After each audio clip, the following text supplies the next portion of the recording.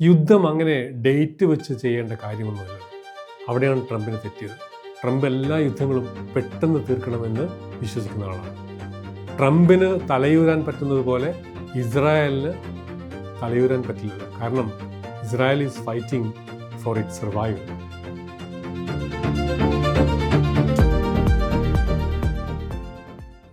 അമേരിക്കയും Islamic republic of ഇറാനും തമ്മിൽ ഇപ്പോൾ നടക്കുന്ന ചർച്ച വിജയിച്ചാലും പരാജയപ്പെട്ടാലും നിലനിൽക്കുന്ന ഒരു വസ്തുതയുണ്ട്. ഒരു വർഷം മുമ്പ് വരെ ഉണ്ടായിരുന്ന ഇറാൻ ഇന്നില്ല.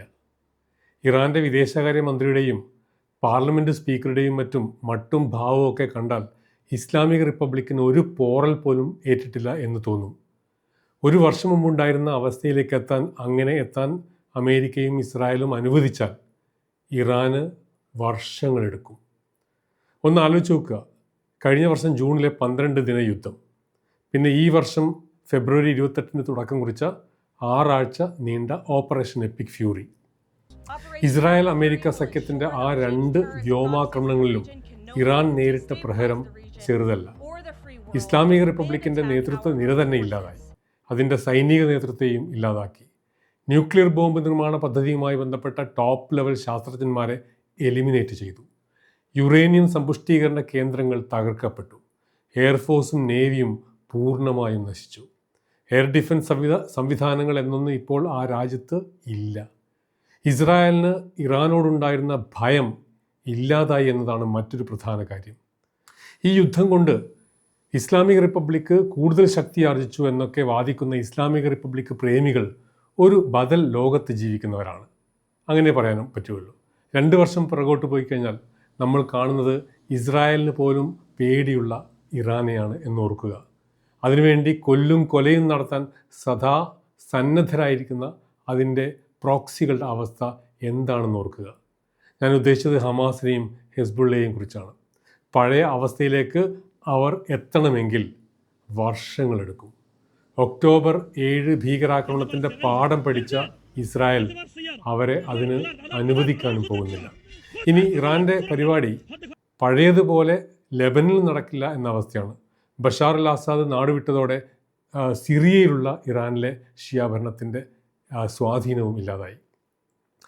ഇറാൻ്റെ പക്കൽ ഇപ്പോൾ വെറും 500 മുതൽ 1000 വരെയുള്ള മിസൈലുകൾ മാത്രമാണ് ഉള്ളതെന്നാണ് കണക്കാക്കപ്പെടുന്നത്. കൂടാതെ അടുത്ത കുറച്ച് വർഷങ്ങളിലേക്ക് അവ വൻതോതിൽ വീണ്ടും നിർമ്മിക്കാൻ അവർക്ക് സാധിച്ചേക്കില്ല.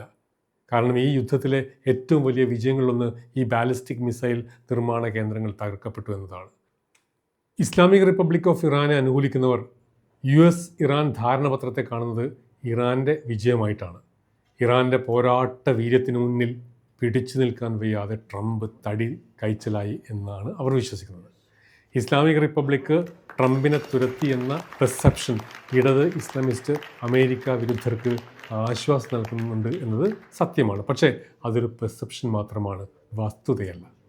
ഈ ധാരണാപത്രത്തിലെ വ്യവസ്ഥകൾ പ്രകാരം 60 ദിവസത്തെ ചർച്ചാ കാലാവധി ആരംഭിച്ചു കഴിഞ്ഞു.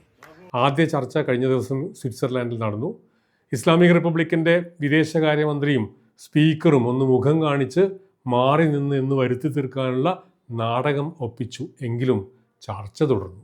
ഹോർമുസ് കടലിടുക്കിലൂടെ ഇപ്പോൾ കപ്പലുകൾ ഓടിക്കൊണ്ടിരിക്കുന്നു.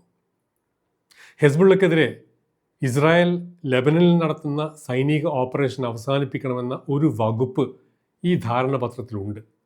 ഒരുപക്ഷെ അമേരിക്കയും ഇസ്ലാമിക് റിപ്പബ്ലിക്കും തമ്മിലുള്ള ചർച്ച മുന്നോട്ട് പോകാതിരിക്കാനുള്ള ഏക കാരണവും ഇതായിരിക്കുമെന്നാണ്, ഈ വ്യവസ്ഥയായിരിക്കുമെന്നാണ് ഞാൻ കരുതുന്നത്.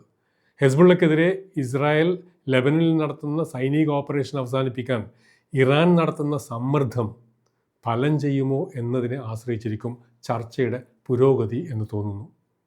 ഈ ധാരണാപത്രത്തിൽ ഇസ്രായേൽ ഒരു കക്ഷിയല്ല. അതുകൊണ്ട് തന്നെ അതിലെ വ്യവസ്ഥകൾ അവരെ കൊണ്ട് അംഗീകരിപ്പിക്കണമെന്ന് ഇറാൻ ആവശ്യപ്പെടുമ്പോൾ ഇസ്രായേൽ അത് അംഗീകരിക്കുമെന്ന് കരുതാൻ വയ്യ. ഇസ്രായേലിലേക്ക് ലെബനനിൽ നിന്നും നിരന്തരം റോക്കറ്റുകളും ഡ്രോൺ ബോംബുകളും അയക്കുകയാണ് ഹെസ്ബുള്ള എന്ന ഈ ഷിയ ഭീകര സംഘം.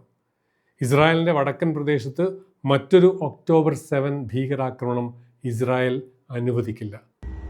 അതുകൊണ്ട് തന്നെ ലെബനൻ ഭരണകൂടം ഹെസ്ബുള്ളയെ നിരായുധീകരിക്കുന്നത് വരെ തെക്കൻ ലെബനനിൽ നിലയുറപ്പിച്ച ഇസ്രായേൽ സൈന്യം പിന്മാറാൻ തയ്യാറാവില്ല. അതിന് സാധ്യമാക്കുന്ന ചർച്ച ഇസ്രായേലും ലെബനനും വാഷിങ്ടണിൽ പുനരാരംഭിച്ചു കഴിഞ്ഞ ദിവസം എന്നാണ് വാർത്ത.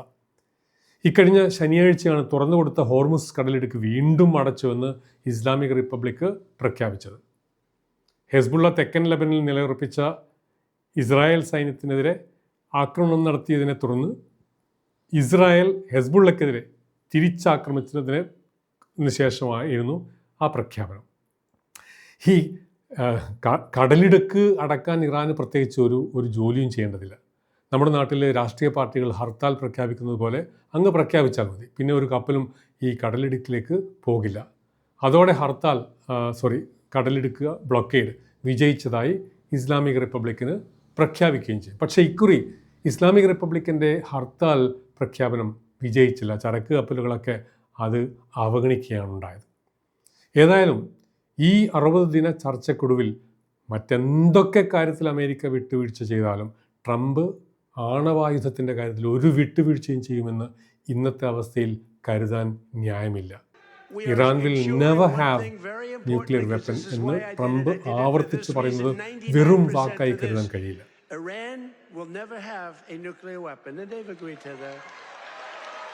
ഇനി അത് ട്രംപ് വിട്ടുവീഴ്ച ചെയ്താലും ഇറാന് സമ്പുഷ്ടീകരണ പരിപാടി പുനരാരംഭിക്കാൻ വർഷങ്ങളെടുക്കും. ബോംബിങ്ങിൽ തകർന്ന് എല്ലാം ഇപ്പോൾ പർവ്വതങ്ങൾക്കടിയിലാണ്. ആ കാലയളവിൽ എന്തൊക്കെ മാറ്റങ്ങളാണ് ഉണ്ടാവുക എന്ന് പറയാനാവില്ല. നിലവിലുള്ള യാഥാർത്ഥ്യം വളരെ വ്യക്തമാണ്. ഒരു വർഷം മുമ്പ് വരെ ഉണ്ടായിരുന്ന ഇറാൻ ഇന്നില്ല. That's A fact. അമേരിക്കയും ഇറാനും തമ്മിൽ ഒപ്പുവെച്ച ധാരണാപത്രത്തെക്കുറിച്ച് ഇസ്രായേലിന് നല്ല ആശങ്കയുണ്ട്. വാസ്തവത്തിൽ അമേരിക്കയുടെ ഇടപെടൽ ഇസ്രായേലിൻ്റെ താല്പര്യങ്ങൾക്ക് അനുകൂലമല്ല എന്ന വികാരം ഇസ്രായേലിൽ ശക്തമാണ്. ഇസ്രായേലി മാധ്യമങ്ങളിലൂടെ ഒന്ന് കണ്ണോടിച്ച് നോക്കിയാൽ അത് നമുക്ക് മനസ്സിലാവും. മധ്യസ്ഥ രാജ്യങ്ങളായ ഖത്തറും പാകിസ്ഥാനും ട്രംപിൻ്റെ ഗുഡ് ബുക്സിൽപ്പെട്ടവരാണ്. അത് അങ്ങനെ ആയതുകൊണ്ട് തന്നെ ഉള്ള പ്രശ്നവുമുണ്ട്. ഉദാഹരണത്തിന് തിങ്കളാഴ്ച ഖത്തറും പാകിസ്ഥാനും പുറത്തിറക്കിയ ഒരു സംയുക്ത പ്രസ്താവനയിൽ ലെബനൻ സംഘർഷ ലഘൂകരണ സംവിധാനം, അതായത് ലെബനൻ ഡീ കോൺഫ്ലിക്ഷൻ മെക്കാനിസം രൂപീകരിച്ചതായി അവർ ഈ സംയുക്ത പ്രസ്താവനയിൽ പ്രഖ്യാപിച്ചു. ഈ മധ്യസ്ഥർ പറയുന്നതിനനുസരിച്ച് ലെബനനിലെ സൈനിക നടപടികൾ അവസാനിപ്പിക്കുന്നതിനായി ഉണ്ടാക്കുന്ന ഈ മെക്കാനിസത്തിൽ അമേരിക്കയും ഉണ്ട്, ഇറാൻ, പാകിസ്ഥാൻ, ഖത്തർ, ലെബനൻ ഒക്കെയുണ്ട്. എന്നാൽ ഇസ്രായേലില്ല. ലെബനൻ എന്ന പരമാധികാര രാജ്യത്തെ ഒക്യുപ്പൈ ചെയ്തിരിക്കുന്ന ഭീകര സംഘടനയാണ് ഹെസ്ബുള്ള. ഇസ്രായേലിലേക്ക് നിരന്തരം റോക്കറ്റുകളും കില്ലർ ഡ്രോണുകളും അയക്കാൻ ഇറാൻ തയ്യാറാക്കി ഒരുക്കി നിർത്തിയിരിക്കുന്ന ഷിയ സൈന്യമാണ് ഹെസ്ബുള്ള. അതിനെ നിരായുധീകരിക്കാനുള്ള ശ്രമങ്ങൾ വിജയിക്കാത്ത പശ്ചാത്തലത്തിലാണ് ഇസ്രായേൽ സൈന്യം തെക്കൻ ലെബനനിൽ ഒരു സൈനിക ബഫർ സോൺ ഉണ്ടാക്കിയത്. മധ്യസ്ഥരുടെ വേഷം കെട്ടി പാകിസ്ഥാനും ഖത്തറും ഈ വിഷയത്തിൽ കെട്ടിയിറങ്ങാൻ നോക്കുകയാണെന്നാണ് എനിക്ക് തോന്നുന്നത്. മാത്രമല്ല, ലെബനനിൽ ഹെസ്ബുള്ള വഴി ഇസ്ലാമിക് റിപ്പബ്ലിക്കാണ് കുത്തിത്തിരിപ്പുണ്ടാക്കുന്നത്. ആ കുത്തിത്തിരിപ്പുകാരനെ തന്നെയാണ് ഈ മെക്കാനിസത്തിൽ ഉൾപ്പെടുത്തിയിരിക്കുന്നത് എന്നത് മറ്റൊരു വസ്തുതയാണ്. ഇസ്രായേൽ അതിൽ ഉൾപ്പെട്ടിട്ടുമില്ല. തിങ്കളാഴ്ച ജെറൂസലമിൽ നടന്ന ഒരു ചടങ്ങിൽ ഇസ്രായേൽ പ്രസിഡന്റ് ഐസക് ഹെർസോഗ് പറഞ്ഞത് ഇസ്രായേൽ ലെബനൻ സംഘർഷം അവസാനിപ്പിക്കുന്നതിനുള്ള ഏതൊരു ചർച്ചയും ഇരു രാജ്യങ്ങളും തമ്മിൽ നേരിട്ടായിരിക്കണമെന്നാണ്. The conflict in Lebanon should be resolved through direct negotiations between Israel and Lebanon and not by Iranian extortion. അല്ലാതെ ഇറാൻ്റെ ഭീഷണിക്ക് വഴങ്ങിയാവരുത് എന്നാണ് അദ്ദേഹം പറഞ്ഞത്. ലെബനനിലെ ഭീഷണികൾക്കെതിരെ നടപടിയെടുക്കാൻ ഇസ്രായേൽ പ്രതിരോധ സേനയ്ക്ക്, അതായത് IDF-ന് പൂർണ്ണ സ്വാതന്ത്ര്യമുണ്ടെന്ന് ഇസ്രായേൽ പ്രധാനമന്ത്രി ബെഞ്ചമിൻ നെതന്യാഹുവും പറയുകയുണ്ടായി. ഇറാൻ വിഷയത്തിൽ ട്രംപ് ഭരണകൂടം ഗേറ്റ് ക്രാഷ് ചെയ്തതാണ്, അതായത് സൂത്രത്തിൽ കയറിയതാണ്, ക്ഷണിക്കാതെ വന്നതാണ് എന്ന് കരുതുന്നവരും ഇസ്രായേലുണ്ട്. കഴിഞ്ഞ വർഷം ജൂണിൽ ഇസ്രായേൽ ഇസ്ലാമിക് റിപ്പബ്ലിക്കിനെതിരെ തുടങ്ങിയ വ്യോമാക്രമണം ഇറാനെ മാത്രമല്ല ഞെട്ടിച്ചത്, ഇസ്രായേലും ഞെട്ടി എന്നതാണ് വസ്തുത. കാരണം ഇറാൻ്റെ വ്യോമ പ്രതിരോധ സംവിധാനങ്ങൾ ഇസ്രായേലി പൈലറ്റുമാർ തുടക്കത്തിൽ തന്നെ നശിപ്പിച്ചു. അത് കണ്ടിട്ടാണ് അമേരിക്ക അവരുടെ B-2 ബോംബർ വിമാനങ്ങൾ അയച്ച് ന്യൂക്ലിയർ കേന്ദ്രങ്ങളെ ബോംബിട്ട് തകർത്തത്. അമേരിക്കയുടെ നമുക്കറിയാം വലിയ സംവിധാനങ്ങളുള്ള വലിയ സൈന്യമാണ്. പക്ഷേ തിരിച്ചടികൾ അവർക്ക് ഇഷ്ടമല്ല. ഇസ്രായേൽ വ്യോമ പ്രതിരോധ സംവിധാനങ്ങൾ തകർത്തതിലെ ധൈര്യത്തിലാണ് ഒരുപക്ഷെ അമേരിക്ക അവിടെ ബോംബിടാൻ തയ്യാറായത് എന്ന് കരുതുന്നവരും ഇസ്രായേലിലുണ്ട്. ഇക്കഴിഞ്ഞ ഫെബ്രുവരിയിൽ വീണ്ടും അമേരിക്ക വ്യോമാക്രമണം തുടങ്ങിയത് ആഴ്ചകൾക്കുള്ളിൽ തന്നെ ഇറാനെ മുട്ടുകുത്തിക്കാൻ കഴിയുമെന്ന ട്രംപിൻ്റെ ഒരു അമിത വിശ്വാസമായിരുന്നു.